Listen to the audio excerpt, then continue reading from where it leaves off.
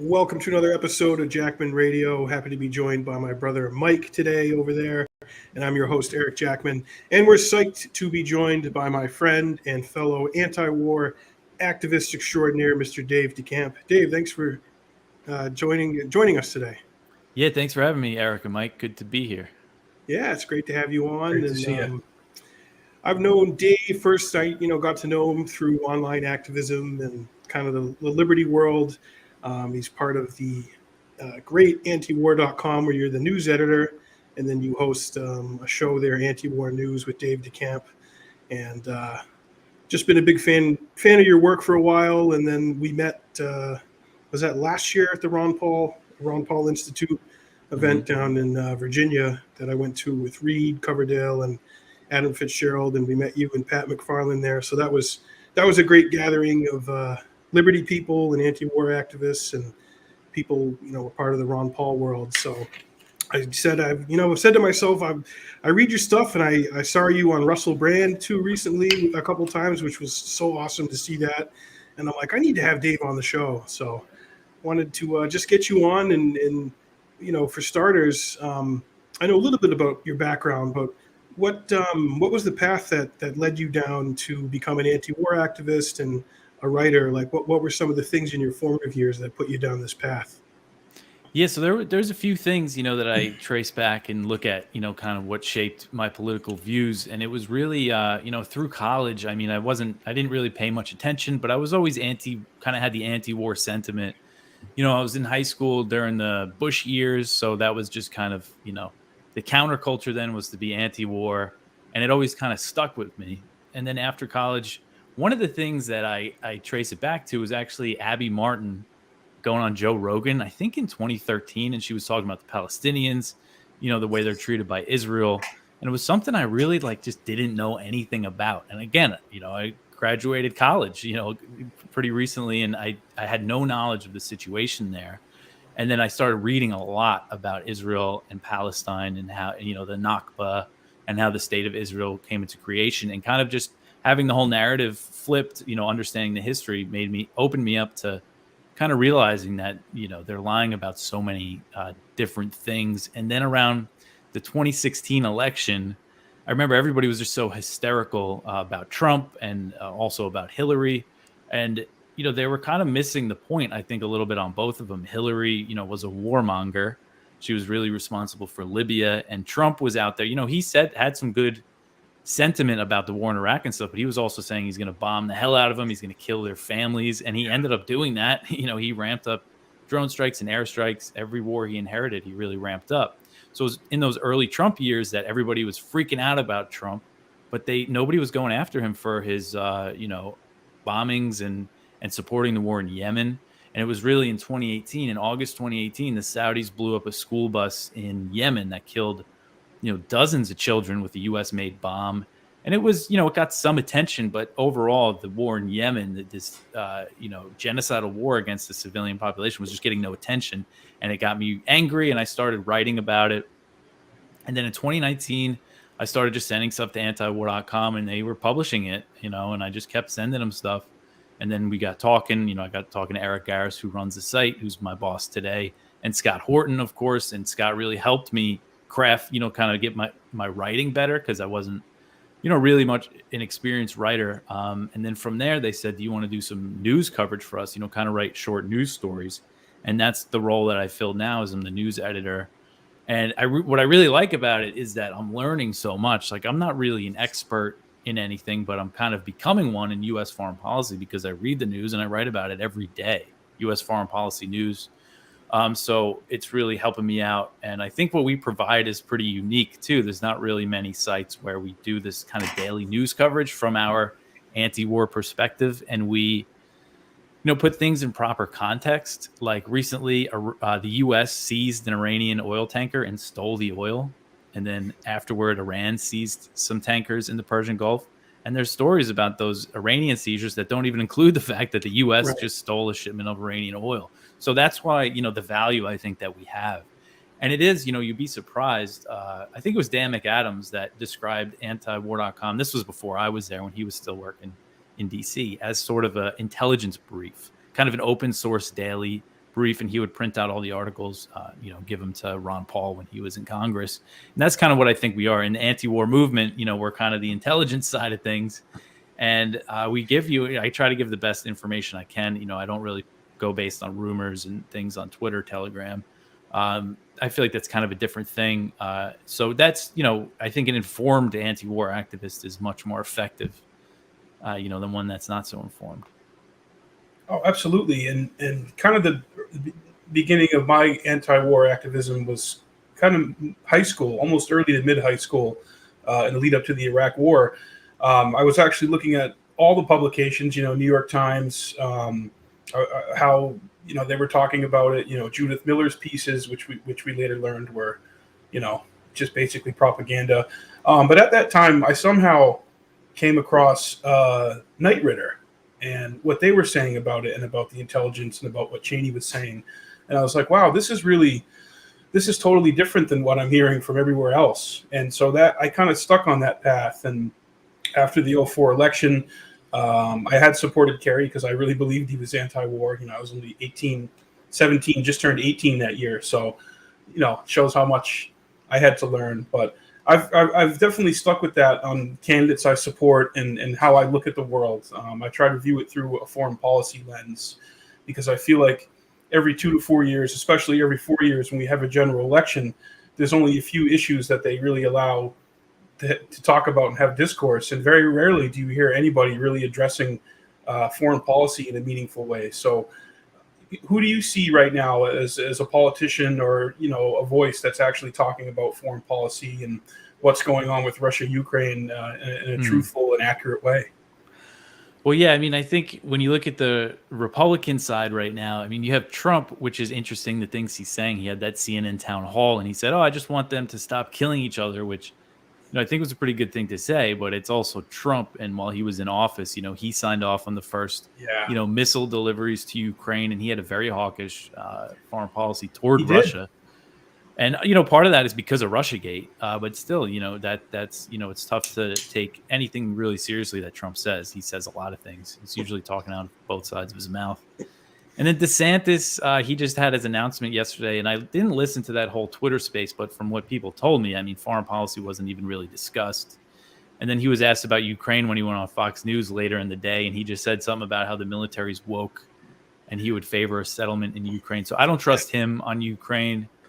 So really, the only person that's saying anything interesting is RFK Jr., who you guys just interviewed, which, I mentioned before we went on here. I was really impressed by that whole interview and just the way it was shot.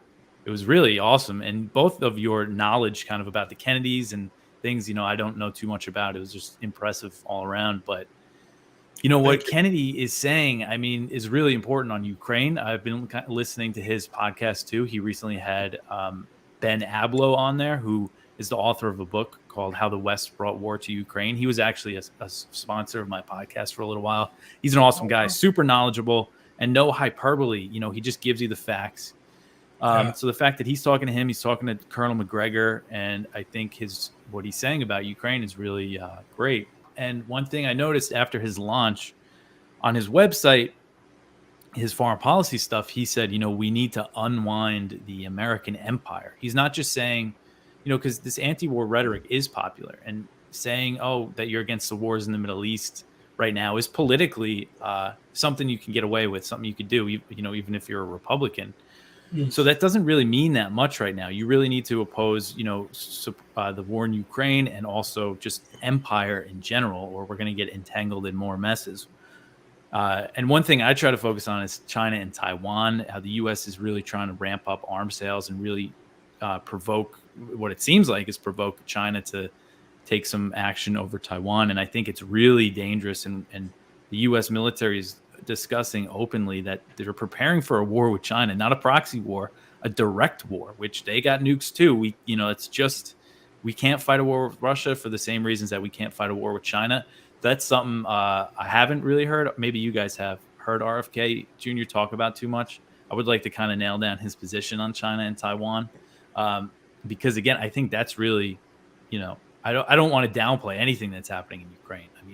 Things that just happened recently are insane, and we can get into that. But really I'm trying to focus on this China thing because I think it's not really getting the attention that it deserves. I totally agree, Dave, and thank you for your kind words. That really means a lot coming from you. And like Eric was saying off air, your work at Antiwar.com is it's always been exceptional, and I think it's vital. And I think people, if you want to get a really, 30,000 foot elevated look at what's going on with foreign policy, check out Antiwar.com and support them because that voice is so important. But I agree. I think that with Russia, Ukraine, that's been at the forefront of our national dialogue for obviously well over almost a year and a half since this thing started. But Taiwan and China, I mean, that's huge because it's almost like on the right, it's acceptable to thump your chest about China. And then on the left, now it's Ukraine. So it's both are bad takes in my view. And there has to be more nuance and more than just sloganeering and jingoism when it comes to that. But I haven't looked too much into China and Taiwan, so I am very curious to hear what your thoughts are on that. And I'm not sure yet what RFK Jr.'s take is, but I imagine it's probably similar in that he doesn't want more. Yeah. So pretty much what's happening now. I mean, the situation over Taiwan, it's kind of a strange arrangement that the U.S. and China have over it that I think a lot of Americans don't understand. And when I realized that they don't understand was, if you remember in the early days of the pandemic in 2020, somebody from the World Health Organization was having like a video interview with somebody and they asked him about Taiwan. And he was like, what? Taiwan? And he hung up or something. So the thing is there that a UN, World Health Organization official doesn't want to act as if Taiwan's a country because the UN doesn't recognize Taiwan as a country. And everybody said, the UN, the WHO, they're owned by the CCP. But in reality, that's an American policy that they don't recognize Taiwan as a country as well.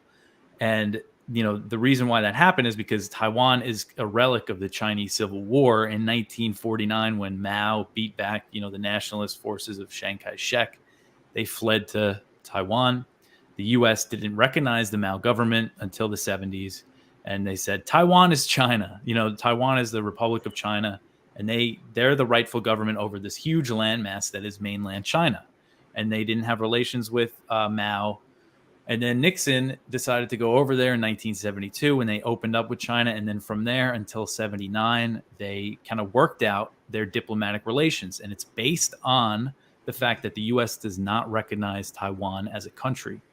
Now, the U.S. and China agreed that the U.S. could maintain sort of informal diplomatic relations with Taiwan. They have a de facto embassy there and that they could keep selling them weapons. But part of that deal was for the U.S. to pull troops out of Taiwan, to end their mutual defense treaty. And eventually there was a communique that they issued in 1982 during the Reagan years that the U.S. said they're going to eventually scale down their arms sales to Taiwan. And China's goal is, what they call reunification, whether it's going to happen now or in 1,000 years was basically what the communists were saying at the time. So in recent years, that arrangement has been changing. And really, it's because the U.S. has been increasing, diplomatic support for Taiwan and ramping up arms sales, which really happened during the Trump administration. Of course, a lot happened in between there. And there were negotiations between the mainland and Taiwan, and a lot of political changes happened in Taiwan. Now they have the Democratic Progressive Party running the show, and they're more independence-minded. But the main opposition party is the Kuomintang, and they still believe, that they're China, that they're the rightful government over China. So it's not like that's just a view in Beijing that they say, Taiwan's China, part of China. The Kuomintang also believe that, but they have their own. They think they're the rightful government. So it's a strange situation, but it matters more, similar to Ukraine. This matters more to China, way more than it matters to the United States. And what the U.S. is really doing right now by increasing, they're kind of violating that arrangement. And this is something Chaz Freeman said recently in an interview with Scott Horton. Freeman was Nixon's interpreter in 1972 when he went to China, and he worked in the State Department. He was an assistant secretary of defense. And he said basically what the U.S. has been doing, recently by ramping up arms sales, and they just deployed about 200 U.S. troops to Taiwan. That's the biggest known military presence since, 1979, is that they're violating this agreement. They're acting like they're not, but, they are, and it's making China very angry. and China is increasing military pressure on Taiwan directly in response. If you remember, a big part of this is the diplomacy too. It's kind of more provocative to China, these high-level meetings between U.S. and Taiwanese officials, because that's something, that wasn't happening for decades. If you remember when Nancy Pelosi went to Taiwan, Yeah. that was a big deal. Yeah. So, because China views the House Speaker as the third highest level U.S. government official. So she went there, and China launched their largest ever military exercises around Taiwan. In response, they simulated a blockade. They never did that before. They fired missiles over the island. They never did that before. So it shows how, despite kind of this narrative that you get in the media, China's doing all these things in reaction to what the U.S. is doing. And it doesn't, make China's position, right or anything. It's just the reality. People have to look at this in just a realistic view. Kevin McCarthy, the House Speaker, he met with the Taiwanese president in California recently. It was significant because it marked the highest level meeting between a Taiwanese president and a U.S. official in the United States since that year, 1979. China launched pretty similarly large drills, not quite as big as the Pelosi ones, but same thing, kind of simulated a blockade. So there's no way of looking at this and not realizing it's very obvious that the more the U.S. increases support for Taiwan, China is going to react by putting the island under more military pressure. But now the narrative of the hawks in Washington is, no, we need to ramp up. We need, to give them more weapons, and, to prevent the war. But it's clear that it's going to make war more likely. And they also want to guarantee that we're going to defend Taiwan, which means they're saying we're going to go to war with China if this thing turns hot. It's right in the nose about that. And that's how it works with our foreign policy establishment in the legacy media, is they report, for example, you mentioned Israel and Palestine. They report Hamas is sending rockets in over to Israel, but they leave out what led up to those rockets being fired over there. The Nakba, a lot of Americans don't even know what the Nakba is. So with the Taiwan and China situation, of course, they're going to be hyper focused on Chinese response. Well, they won't even call it response. They'll just call it a provocation. And they'll leave out the background and the nuance or what led to that provocation, just like with Russia and Ukraine. Putin just all of a sudden one day decided to do this operation and invade Ukraine. Nothing happened before that. And that's what a lot of Americans see.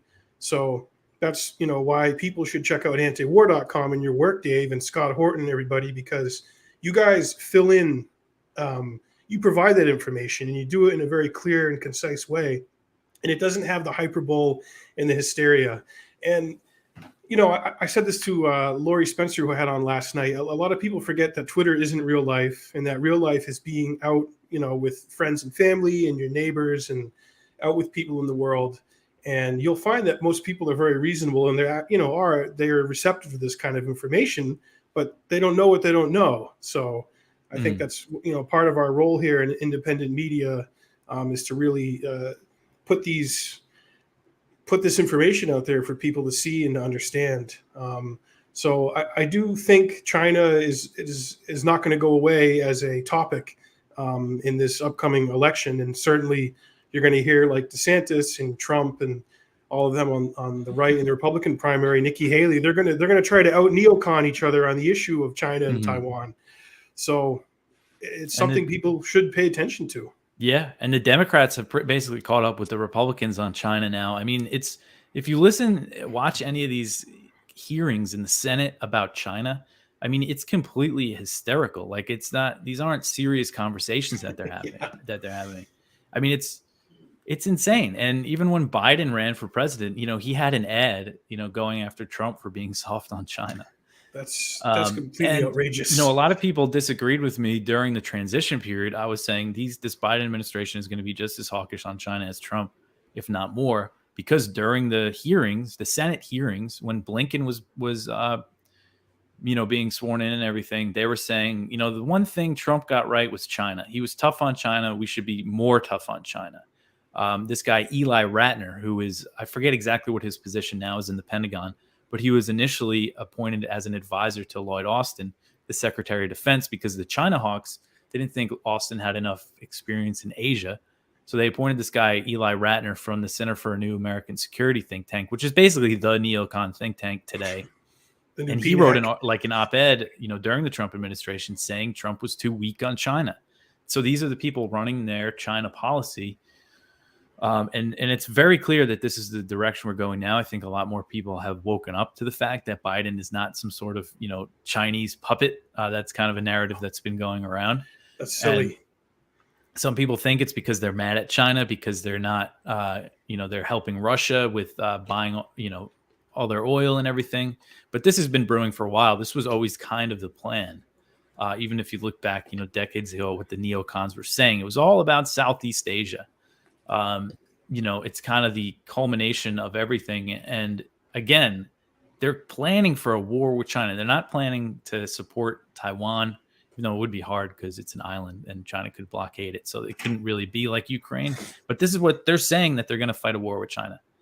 They're saying that they want to avoid it, but they're ready to do it. And by building up their forces, they just signed a deal with the Philippines to open more bases there. They just did their largest ever military exercises with the Philippines. They're expanding. They just signed a deal with Papua New Guinea to start. There's going to be U.S. troops over there now. This is all like this big buildup that's happening. Madness. Yeah. Trump's going to open a casino there. Trump, Papua New Guinea. It's going to be unbelievable. We're going to train the rebels and people by day, and then by night we're gambling with women of the night.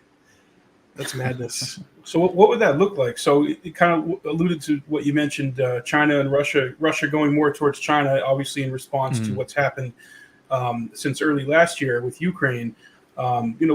Russia and China against the U.S. What do you think that looks like? Like just in terms of manpower, how that would compare to the forces we had in Iraq and Afghanistan. We know how that went, obviously. But I mean, really, what does that look like for America? And our economy and our troops and our society, in your view? I mean, if that happens, like a real World War III with the U.S. on one side and Russia and China on the other side, I mean, we're done. The human race is toast. I mean, if it doesn't go nuclear right away, I mean, if they're both involved, Russia and China, I can't imagine that it wouldn't turn nuclear pretty quickly. But either way, I mean, with all the new weapons and stuff that they're making and, kind of this advanced technology that they're working on and satellite missiles. I mean, those are the types of things and cyber attacks that could, destroy our infrastructure. And, those things are going to be really employed. So I think even if, it stays conventional and say it's just a war between the U.S. and China in the South China Sea, in the Pacific region, because of all this new type of warfare, the American people, we're going to feel it. And they're going to need to draft people to put on ships in Asia over there. They're going to need bodies to fill the ships, and Chinese missiles are going to be killing lots of American sailors. I mean, it's just going to be a horrific war. And if there's a land war in Europe with Russia as well, I can't imagine that actually happening. But I mean, man, it's scary to think about, Dave. It's truly horrifying to think about. Yeah, it would be the end of life as we know it. It's fair to say that, even if it doesn't go nuclear. I mean, things would it has to be avoided at all costs. And the thing is that it won't cost much to avoid it. No, it's just they're hell bent on, that was going to be my next question for you, Dave. So I watched you on Russell Brand's show, which was so awesome. Congrats on that. That's a big show, and that shows me Russell is thinking big picture. And he said, we turn to Antiwar.com. That's where we do our research, and I look at his writings, and I thought that was so cool, man. But one of the segments when you were on there, you were kind of talking about Ukraine and Russia, and either the former Israeli president or I think it was saying he kind of was in the mix, talking to them and getting concessions on both sides. So what do you think would be, this is hypothetical, but like say you're on the lead on this and you're in a position to do something, what could be done to reach an agreement over there between the two sides and end this thing? Well, I mean, what has to happen is that the U.S. has to, make a deal with Russia. This isn't really about, I mean, it is obviously about Ukraine, but, the Ukrainian officials say so themselves that their entire war effort is is reliant on this support from the U.S. and other Western countries. So in order for there to be an end to this war, I mean, right now, if Biden, got on the phone with Putin, the thing that we're missing is communication. And I think it shows that how nefarious this all is, because you mentioned Naftali Bennett. He was a former Israeli prime minister when the war broke out. And he said he was negotiating between Putin and Zelensky and that the West ultimately blocked his efforts. And we know from other reporting that the U.S. and its allies did discourage negotiations between Russia and Ukraine when the war first broke out. So, let's just say by some miracle, I'm in some sort of position where I can broker a deal to end the war in Ukraine. I mean, the thing to do, they have to just tell the Ukrainians, we're not going to give you any more support. We want to broker some kind of deal. We're going to freeze all of our support for you. Let's say if they want to keep fighting, that's up to them.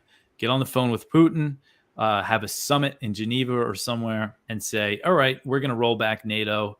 We're not going to give Ukraine this guarantee that they're going to join NATO. Finland, I don't want them to join. I ultimately think we should disband NATO.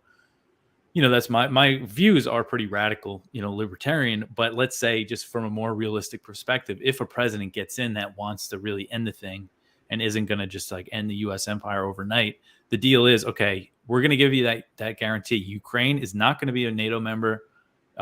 Ukraine should be neutral. That's our position.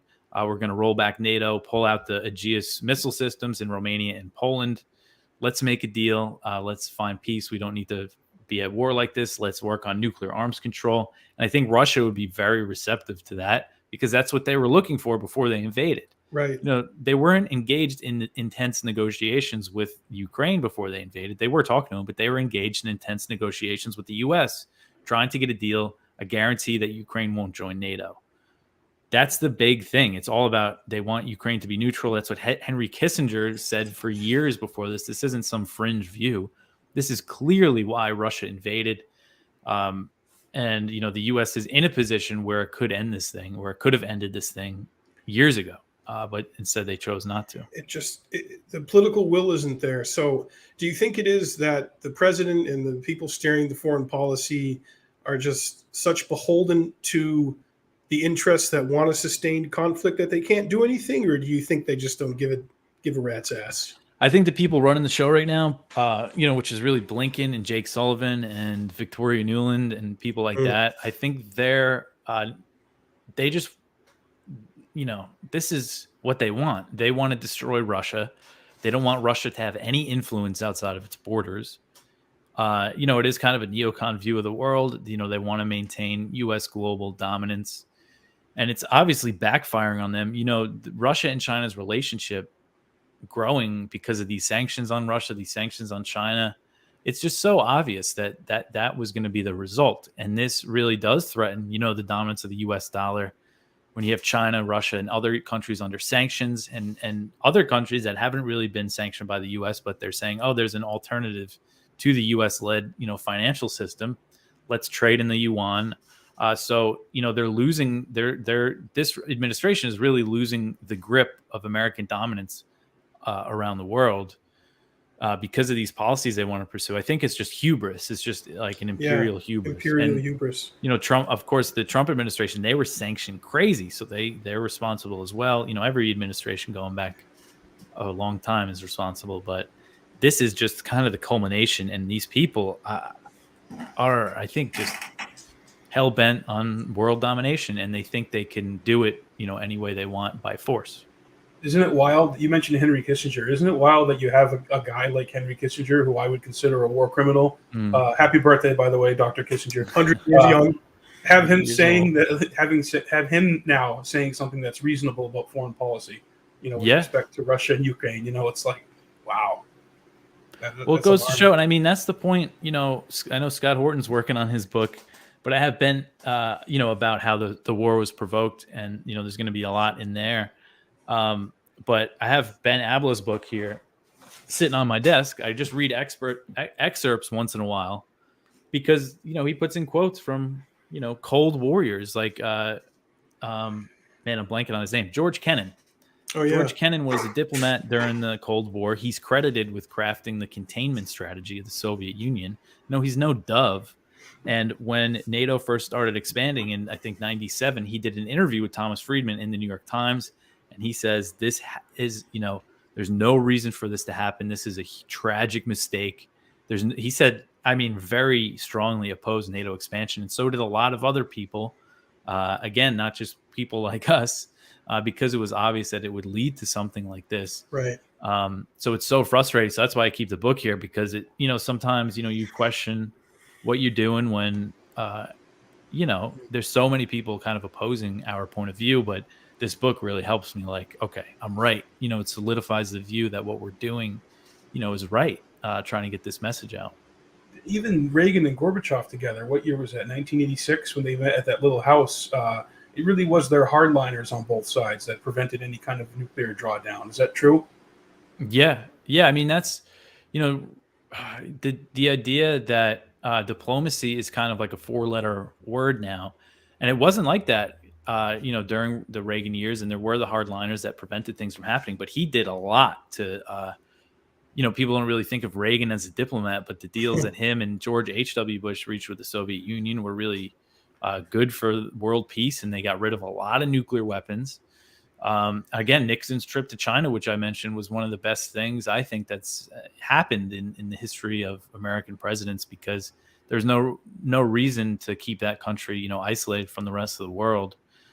Because we saw what happened when it was, so many people dying, and now they are flourishing in a way. And of course, the government, is more authoritarian than most in the West in their own way. Domestically, they it's not, there's a lot wrong with it, sure, but what happened, the improvement in the living standards in China has been, miraculous. How quick it happened. So same with Russia too.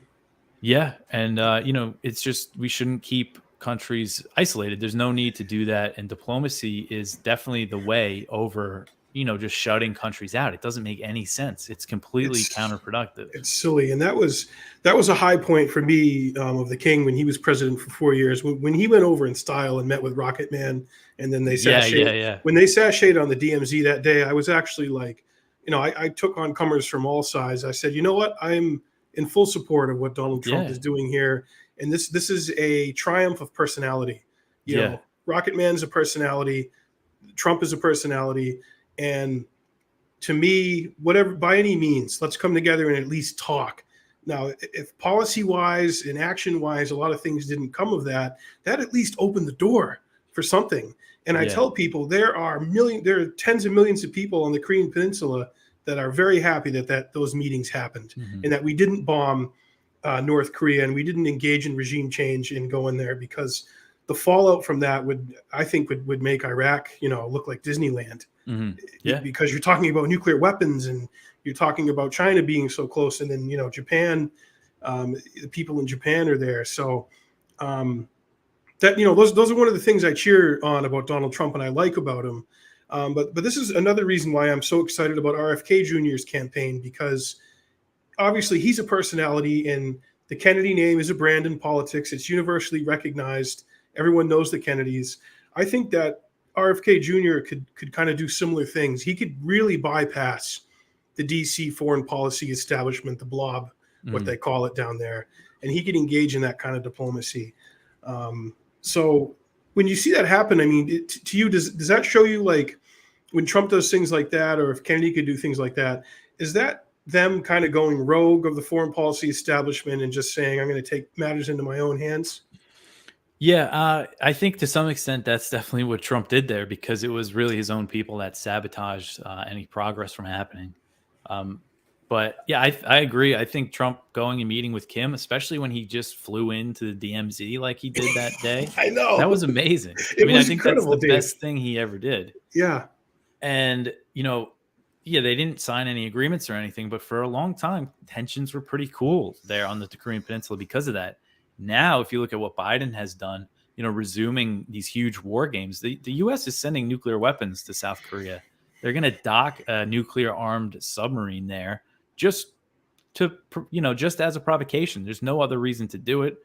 The nuclear armed submarines could always be patrolling the waters there. We don't know, but that's why it shows like there's no reason to dock it in South Korea other than to say, look at us. We got nukes on the Korean Peninsula now. Yeah. And there's North Korean missile tests all the time.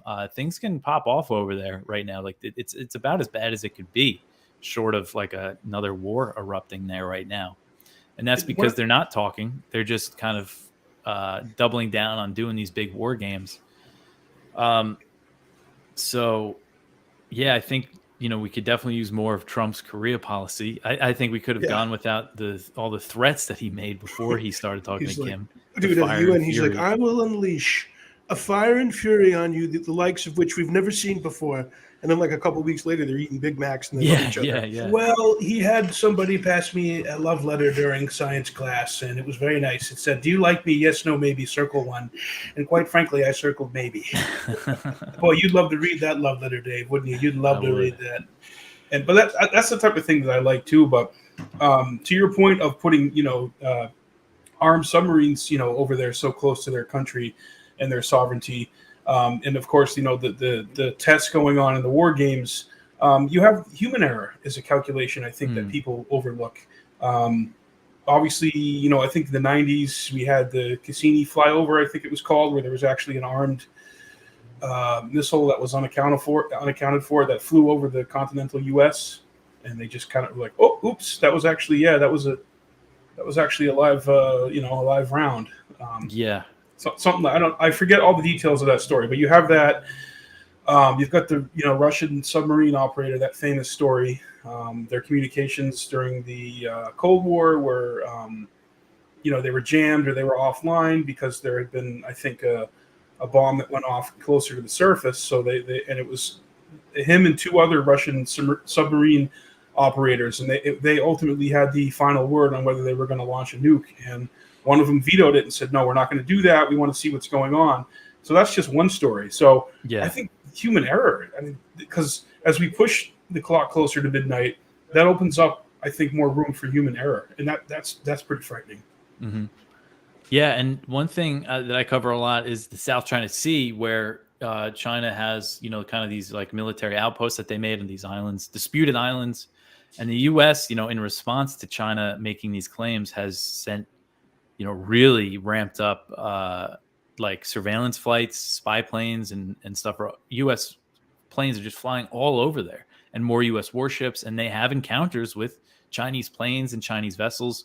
So yeah, something there. Say one commander gets a little too loose and fires a missile or something. Who knows what that could turn into? Kind of the spiral of escalation. That's not even talking about nuclear weapons. The potential error there. I mean, there's just so many flashpoints right now where things could really pop off, especially also between Russia and NATO countries. They're always intercepting planes, coming close to collisions, in the Black Sea, in the Baltic Sea. So that could turn into something.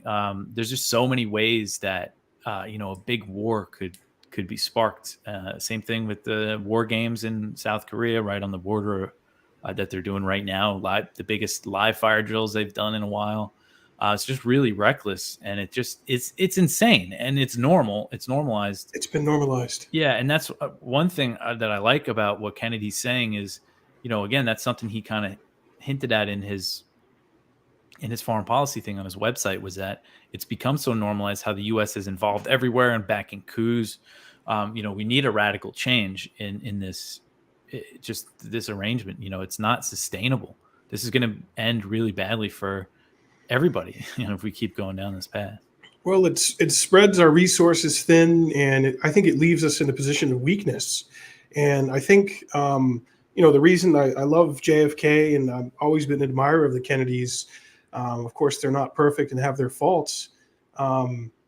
They looked at the world that way. They JFK was really big on like Latin American countries and African countries and their right to self-determination and their right to be free of an imperial or a monarch grip on their country, to have their own independence and their own sovereignty and the right to choose their own destiny within their own borders. And we've just moved so far away from that, and we just have this belligerent, psychotic foreign policy and group of thugs steering the ship into oblivion. That you're right, man. And they use the media, they use sports, they use social media to just hammer it into our heads that it's normal that the United States should have nearly 1,000 military bases all over the planet. And when you actually point it out to somebody who doesn't really think too deeply about it, or even really considers it, and you say, hey, really think about that. Imagine if country X, Y, or Z, especially if it's one that's historically been hostile to the United States. We're here in New England. Imagine if they had 15 bases along the border of Canada and Maine and New Hampshire, and they were just firing rockets and they were screwing off and doing whatever the hell they wanted. They were, terrorizing the native, the population there on the border and kind of running amok and doing what they please. How would you feel about that? And it's a simple question. It's a simple scenario to imagine. And they're like, it would suck. I would hate it. So I think that informs a lot of the work that we do, Dave. Yeah. Sometimes it feels like it's almost like a cliche for me to say that, but it's so important. Like just say, imagine, put the shoe on the other foot. Because I was thinking about this. So the other day on Monday, there was this cross-border raid into Russia, into Belgorod, which is one of the Russian oblasts that borders Ukraine. And it was like apparently the Ukrainians are saying that they're Russian citizens who fight for Ukraine. And they launched this attack inside Russia. And they had NATO armored vehicles and probably, no, not NATO, U.S. armored vehicles and other types of NATO equipment. One of the groups, they're called the Russian Volunteer Corps. They're neo-Nazis, and this isn't Russian propaganda. This is what, their members call themselves They're open neo-Nazis, and their leader is a neo-Nazi who has a white nationalist clothing brand. So anyway, could you imagine a group of neo-Nazis attacking the U.S. with Russian weapons? I can't even fathom it. Like how we could get there, get to that point, or what the U.S. would do. It's just so I can't even imagine it. Like I said, it's just, and that's what happened in Russia. Apparently this week was a group of neo-Nazis armed with American military equipment, invaded Russia.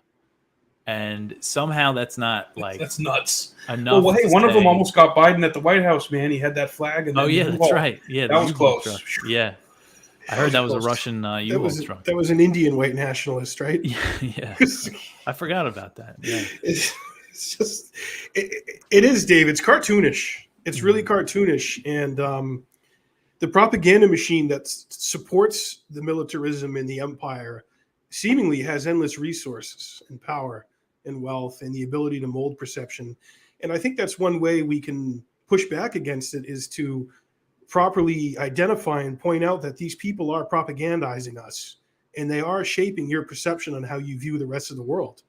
And of course, not everybody can travel and go to other countries and leave the United States and experience other cultures and civilizations and where other people are coming from. But, we do have to step outside of ourselves and just consider the rest of the world. And I think that's a hard thing to do for a lot of people, because we are wrapped up in our lives. We have our 40-hour-a-week rat race, and that's kind of all by design to keep us distracted and confused. And when things happen, that's why a lot of the populists just go with the official narrative, because these are the experts. We're told to believe these think tankers, these guys with the fancy titles from these think tanks in Washington that end up being funded by a handful of the same sources, the same group of people who are serving an interest in a corporate master who stands to benefit from these wars and these conflicts happening, because someone has to make the armaments and the bullets and the munitions and the ships and the jets and the bombs. But on the same token, and maybe you get this in your life, Dave, I hear from people that Mike and I grew up with, that we went to high school with, middle school, even going that far back. And we were talking about, we were against the Iraq war in the lead up to it after 9/11 in high school. We were 02, 03, we were like sophomores, juniors in high school. And we were very public against the Iraq war, speaking out against it and kind of ringing the bell and saying, guys, 9/11 and Iraq have nothing to do with each other. This is going to be awful. Have you found that people who haven't really paid attention to this but see what the work you're doing and know what you're all about have they reached out to you and kind of said, hey man, I listened to some stuff you said, and you're right on about this, and because of some work you've done or what you said, I've kind of changed my view and I pay more attention to that? Because Mike and I have gotten that recently, and it feels good to hear that. Yeah, I've gotten that from some people, and I was actually just talking to a friend of mine that I used to work with. Who's a pretty conservative guy, and I was talking to him. We were talking about Ukraine and China, and he was saying, I used to be pretty gung ho about all, going to war, but now, man, everything is just, you could just see how much they're lying, and it was kind of a conversation about that, and it's interesting, really, the political dynamics in the U.S. The big shift with kind of more right-wing people being anti-war is really amazing. Because again, I was a child of the Bush years. I was in high school for his years in office. Yep. And where I live now in Virginia, it's pretty rural. And when I first moved out here about 2.5 years ago, most of my neighbors, conservative Christian people, and I meet them and I'm like, I got to tell them I work for Antiwar.com. They're probably going to think I'm some kind of crazy hippie or something. Some commie. And I told them about it and they're like, yeah, we should get out of the Middle East. And I was like, what?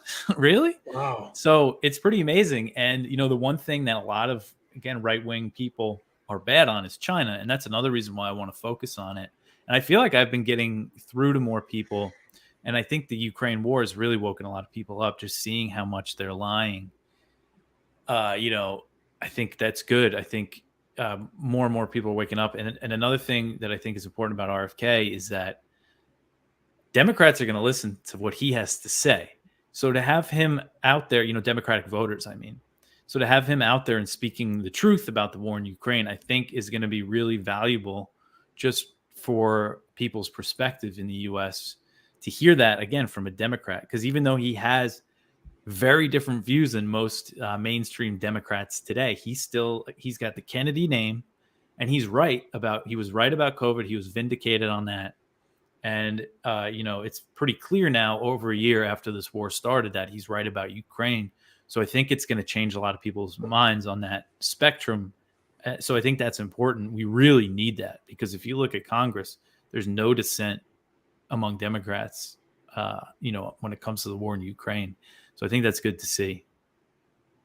Yeah, Congress, we have Thomas Massey, and sometimes Matt Gaetz is right about things, and then even Marjorie Taylor Greene she's right on about wanting to audit the money we're sending there. There's definitely like a significant portion of Republicans. Unfortunately, it's not enough to really change things now, but it's not something to write off, that there is a good core of Republicans that are against the Ukraine stuff. Right.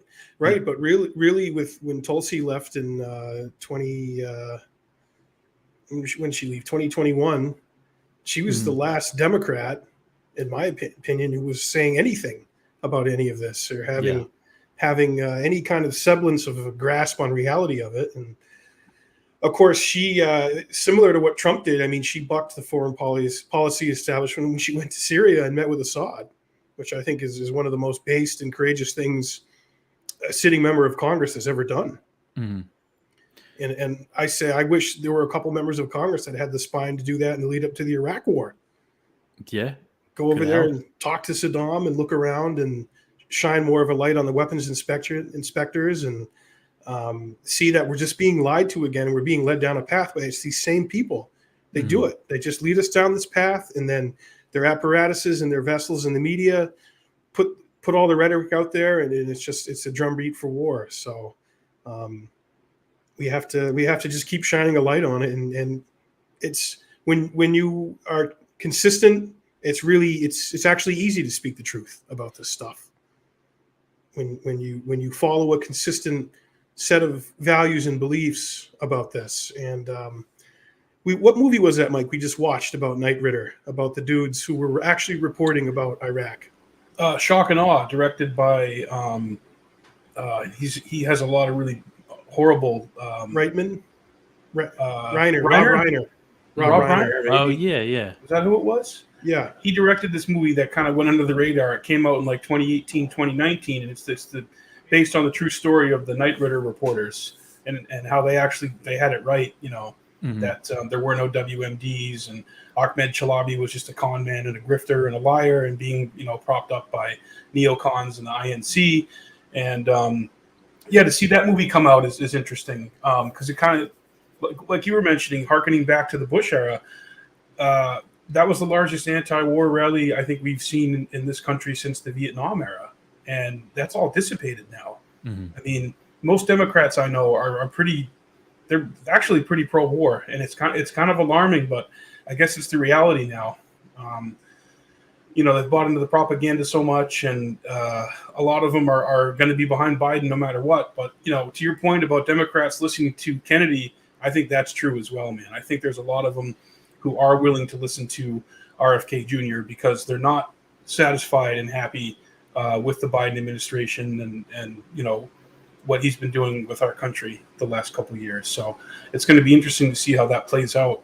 I don't think, they're going to allow Bobby to debate President Biden, but man, if he continues to climb in the polls and people continue to take to that message, this is just going to be embarrassing to the Biden administration. They're going to have. Yeah, I wanted to ask you guys what you think about that. Like, if there is a chance that they might, like, when it comes to the DNC, I don't really understand it well. So do they like have to do a primary if he's running, or can they just like make so their the rules not to do DNC, it? yeah, according to according to the DNC, the DNC themselves, they don't have to do that. They don't have to do anything. Mm-hmm. They're basically like a private organization, not beholden to a lot of those outside rules. So they're going to really do everything they can to ice out any kind of debate. But man, if the American people and voters want that and respond to that, negatively, I think it's going to force their hand in some way, man, because even in a lot of states, you can be a Republican in the day of the primary. You can change your affiliation and go vote Democrat. Yeah. So I think you're going to see a lot of Republicans or conservatives do that, not just out of spite for, Biden administration and the, DNC, but just for how anti-democratic that is.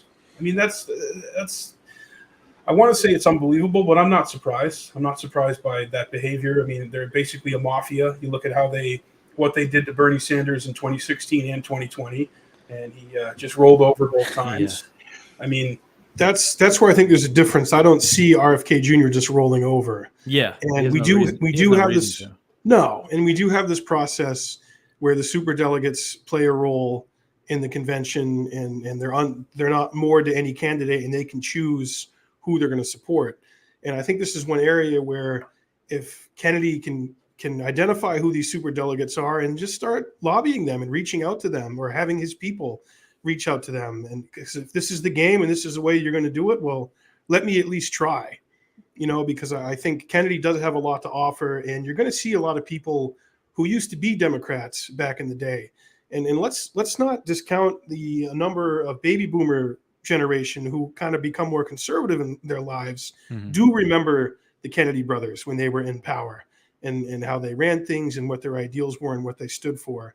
And they're seeing a resurrection of that with RFK Jr.'s campaign. And I think that's going to compel a lot of people to either just register Democrat in a state where they can and vote for Kennedy and support him, who otherwise maybe would stay home for a primary. Mm-hmm. And, here in New Hampshire, we can do that. We can certainly do that.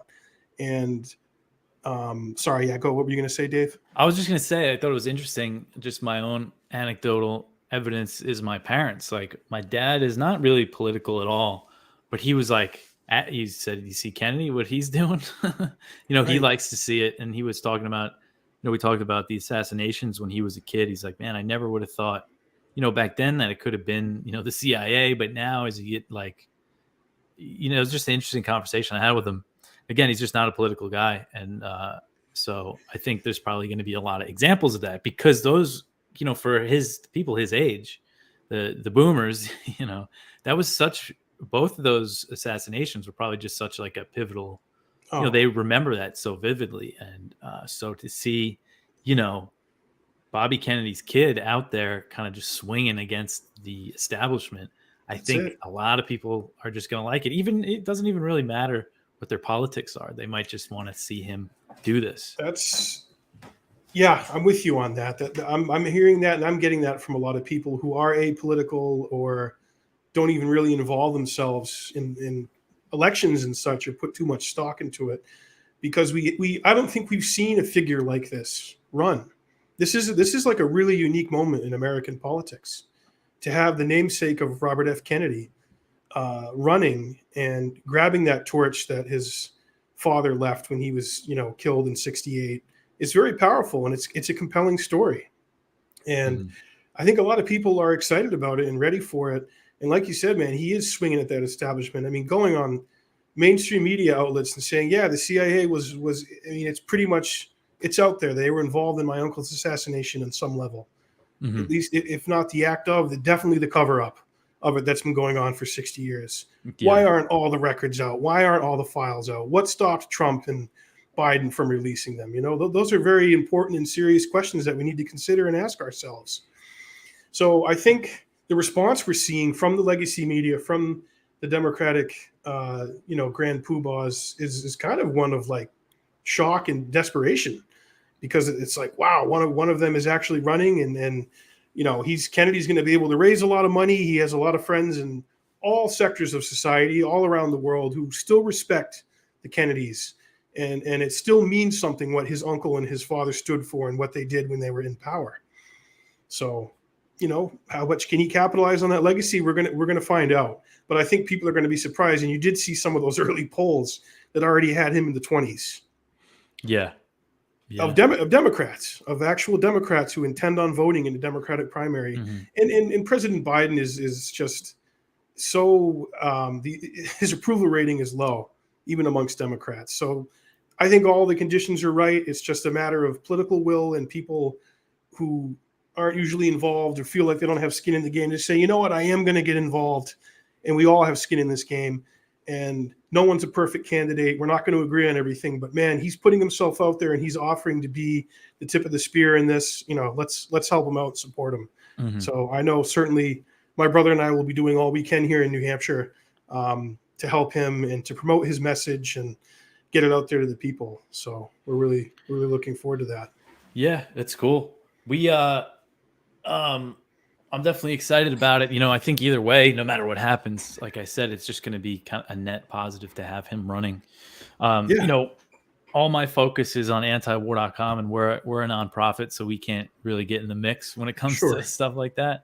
But I'm definitely excited to see it. And I think, again, that he has that appeal that he can get a lot of people that aren't involved in politics to go vote for him if it gets to that point. And who knows, it's going to be also just interesting to see what Biden does. I mean, he's so out of it. It's really pathetic and embarrassing. It's elderly abuse. Yeah. It's sad. Say what you will about Biden when he was cognitive and he was a total gangster and he's always been a hawk. Iraq war doesn't happen without Biden over in the Senate. But yeah, he's not in control. It's like you said, it's Blinken, it's Sullivan, it's the people running, puppeteering Biden. So yeah, they're going to do all they can, but there's Kennedy said, give me a sword, I need an army. And there is an army growing and beginning to stand up behind him. And I do wonder, say something happens to Biden, say he's just too incapacitated or something to run. Then I guess there would have to be a primary, right? If that happens. Well, you'll see Gavin put up. Gavin Gruesome. Yeah, coming from California, the wine merchant, the slick American psycho, Gavin Gruesome. It's not going to be Kamala because they don't even want her, man. They're like, oh God, Kamala and Buttigieg, nope. We can't. It's not going to be them. We got a couple comments here. JC says, "I listen to Dave every day." Well, you should. Nice. That's awesome. That's always cool to hear because it still is kind of unbelievable to me that people listen to me talk every day. Dave's on the money. Kyle says, tuning in late. Awesome group of guys. Kyle, I agree with you 100%. Oh, yeah. Kyle's the man.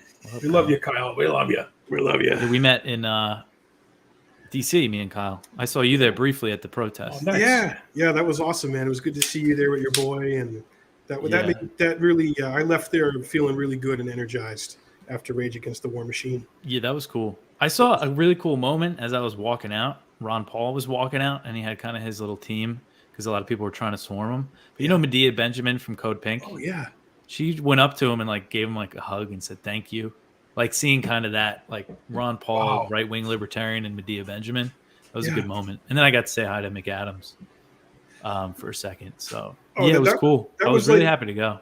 Oh man, I was so glad you were there, and everyone who was there. To me, that was like the '99 MLB All-Star Game at Fenway that they all swarmed around Ted Williams, and you Yeah, saw yeah. just some of the greatest MLB players of the last so many years coming together under one banner. And I want to see more of that. So certainly, I hope with that momentum, there'll be some more of those. Yeah, I think there will be. Yeah, JC, thank you for the $5. Jackman Radio, 2 days in a row. You all are killing it. Yes, and we'll be another one tomorrow. We're doing more episodes. Nice. Let's see. Okay, well that's what we got for comments. Well, awesome. Well, we'll wrap up there, Dave. Before we go, though, just tell everybody where they can go to see your great work and how they can support you. Yeah, if you go to Antiwar.com and you see, there's the top news section. That's usually, most of those are articles that I've written. That's what I focus on is kind of the daily news coverage. And I also do now a daily podcast 5 days a week, kind of just going over those stories for the people that don't, really read to digest their news. That was the idea when I started it. And, it's growing. It's pretty cool. Most people listen to the audio version, so you could listen to that wherever you listen to podcasts. And it's also on YouTube and Rumble and Odyssey. So wherever you prefer to watch things, you could find it there. So it's called Anti-War News with Dave DeCamp. That's me. And yeah, that's what I'm up to. Well, that's Excellent. Awesome. Well, yeah. Well, thanks, Dave. You're a good man and you do great work. And hang out with us after we end the broadcast here for a couple minutes. But to everybody watching, thank you for tuning in. And this is another great conversation. And you want to see more of these happening? We saw that in the comments. You know what you got to do.